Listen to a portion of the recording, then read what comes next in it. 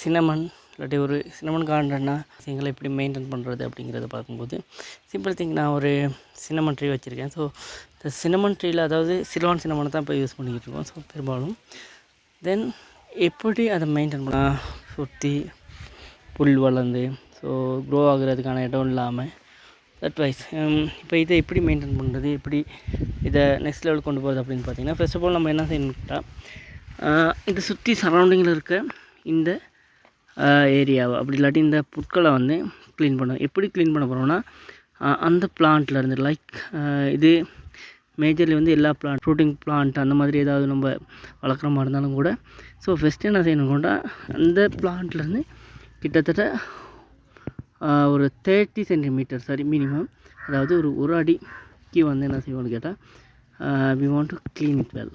So அதாவது நல்லா மண் தெரியுற இந்த கிளைமேட் வந்தோ இல்லாட்டி இந்த ஏரியா வந்து சூட்டபிள் இல்லை. ஸோ அதனால் நம்ம வந்து கொஞ்சம் வேர் பண்ண ஸோ இப்போ பார்த்தீங்கன்னா இது இந்த மெயின்டெனன்ஸ் காரணமாக தான் இந்தளவு வந்து உள்ளே இருக்கக்கூடிய இந்த கிளைமேட்டுக்கு வந்து இது சூட்டபிள் இல்லாத இப்போ இதோட க்ரோ லெவல் வந்து மிக வேகமாக இருக்குது. ஸோ அதனால் என்ன செய்யலாம் அப்படின்னா இதை ஏரியா போக்குறதுக்கு வந்து நம்ம என்ன செய்யணும்னா இந்த பிரான்ச்சஸ்னால் நம்ம தேர்ந்தெடுக்கணும் முதல்ல எந்த பிரான்ச் வந்து நேராக போவிடணும் அப்படின்னு. உதாரணத்துக்கு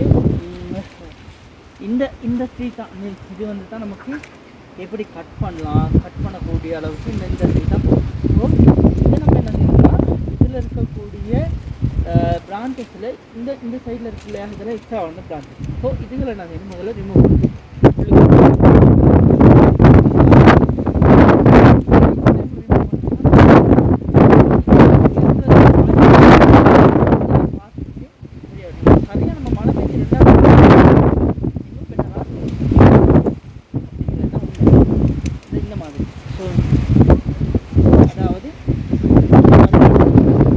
கட்டில் கீழே இருந்து நான் இங்கே கட் பண்ணியிருக்கேன். இது நஞ்சு இருக்குது, அதாவது இந்த மாதிரி கட் பண்ணி கீழே இருந்து மேலே அப்போ வர்ற தண்ணி கூட இதில் உழுகாமல் அப்படியே நேரடியாக வலிக்கிட்டு போயிடும்.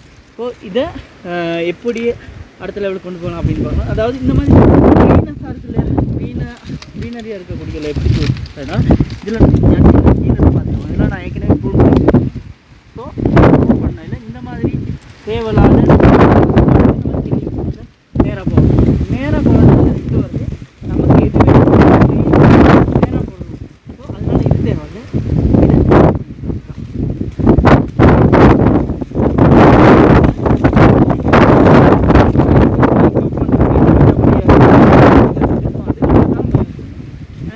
இதுகள்லாம் வெட்டும்போது கொஞ்சம் கேர்ஃபுல்லாக இருக்கும். ஏன்னா உடஞ்சி போகிறதுக்கான வாய்ப்பு இருக்குன்னா ரியலாக சொல்ல போனால் நல்லாவே இல்லை. ஏன்னா உள்ளுக்கு இந்த இதெல்லாம் வந்து இந்த மாதிரி வைக்காமல் கட்டிங் லெவல் வந்து இந்த லெவலுக்கு கட்டும். அப்போ தான் இந்த ரூட்ஸ் வந்து பார்த்திங்கன்னா வெளியில் வரும். இப்போ இந்த மாதிரி மண் நிறைய விடக்கூடாது. அது ஏன்னா உள்ளுக்கு மச்சு போகிறதுக்கு தண்ணி போகிறதுக்கான வாய்ப்பு கூட. இதுக்கெல்லாம் நம்ம இப்போ திருப்பி ரினியூ பண்ணுறோம். இந்த மாதிரி நல்ல பிரான்ச்சஸை பாருங்கள். தேவையில்லாத பிரான்ச்சஸ் அவ்வளோத்தையும் கட் பண்ணுங்கள். கட் பண்ணிட்டு தான் இந்த நோய்க்கு போகிற பிரான்ச்சஸ் எல்லாம் தேவையில்லை. ஸோ கட் பண்ணுற பிரான்ச்சஸை நிறையா இங்கே இருக்கக்கூடிய 2வது கேள்வி சரிங்களா. கட் பண்ணக்கூடிய பிரான்ச்சஸ் நல்லா கிட்டத்தில் எந்த அளவு கிட்டத்தில் க்ளோஸாக கட் பண்ணிடும். இதுக்கு நீங்கள் ப்ரூனிங் கட்டர்ஸ் இந்த மாதிரி யூஸ் பண்ணால் இன்னும் பெட்டராக இருக்கும். அதான் பெட்டராக சாயப்பட்டு. ஸோ இந்த மாதிரி கட் பண்ணுறதை மரத்தை எப்படி போடணும்னா இந்த மாதிரி டீப்பாக க்ளீன் பண்ணி வச்சுக்கோங்க. க்ளீன் பண்ணிவிட்டு ஸோ இந்த மாதிரி இருக்க தேவையில்ல நீங்கள் மற்ற ஏரியாவில் இது பண்ணிக்கலாம்.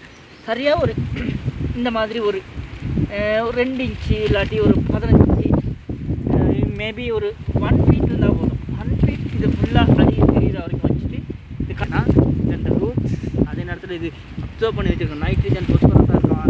ஏன்னா இது க்ரோ ஆகிருக்கு இதண்ட இந்த போது என்ன சொல்கிறது இந்த கிளைமேட்டுக்கு ஏற்ற மாதிரி இல்லாட்டி இந்த ஏரியாவுக்கு ஏற்ற மாதிரி தான். ஸோ க்ரோ ஆகிருக்கனால இதை நமக்கு எவ்வளோ கட் பண்ணி இந்த மாதிரி போடுறோமோ அந்த அளவுக்கு தேவையான நைட்ரஜன்லாம் இதே வந்து ஃபிக்ஸ் பண்ணிக்கிறது எல்லாத்தையுமே அதே அப்சர்வ் பண்ணிக்கிறதுக்கான சான்சஸ் கூட.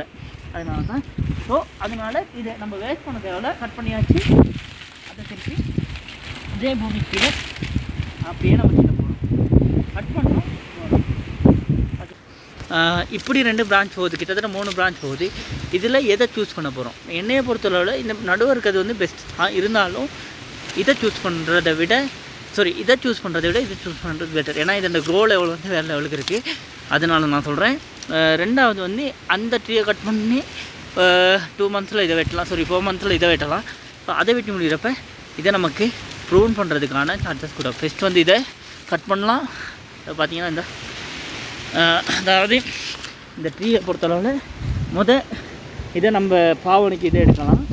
செகண்ட் வந்து அடுத்து ஒரு 4 மாதத்தில் இதை எடுக்கலாம். நான் இங்கே சேம் டைம் சீரியனே எடுக்கக்கூடிய வாய்ப்பு இருக்குது. ஸோ இதை எடுக்கலாம். இது முடிஞ்சு சரியாக 4 மந்த்ஸில் இவரை நம்ம எடுக்கலாம். ஏன்னா இந்த கிளைமேட் லெவல் எல்லாத்தையும் பார்க்கும்போது அனலைஸ் பண்ணும்போது இங்கே வந்து டெம்பரேச்சர் லெவல் வந்து குறைவாக தான் இருக்கும்.